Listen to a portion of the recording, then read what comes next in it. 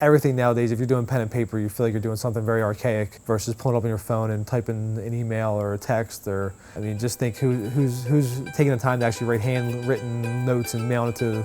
their friend across town. It doesn't hardly exist anymore.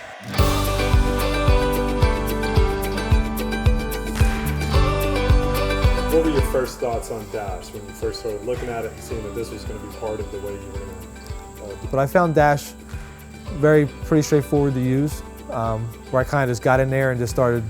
playing around with it and learning things just by doing, versus sitting there, you know, doing a webinar, just kind of getting in there. And I found it very easy to use, very easy to work through, you know, and keeping track of jobs and job pictures and job notes and billing and all that type of thing. Sometimes if it's a busy day or I'm not in the office as much that day because of what I'm doing out in the field, I can, at nighttime, after my house is nice and quiet, after my kids are asleep, I can pull up the mobile version of Dash, scroll through everything in terms of the jobs that I know are in production, the jobs that I've invoiced, and seeing where we are in terms of, you know, my office manager following up with the receivables, and I can see what's going on with every job I have going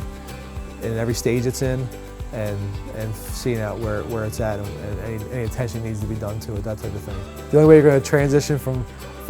doing things with paper to paperless is just to pick a day and stop. You know, we haven't fully done that yet, but we're working towards doing that. So definitely technology is going to be a big part of any kind of expansion, because we're trying to move away from paper, and if you have things in paper, they get lost, they get misplaced, but if they're uploaded to a system or software and it's in the right job, it's going to be there, you know, for as long as the software is out there.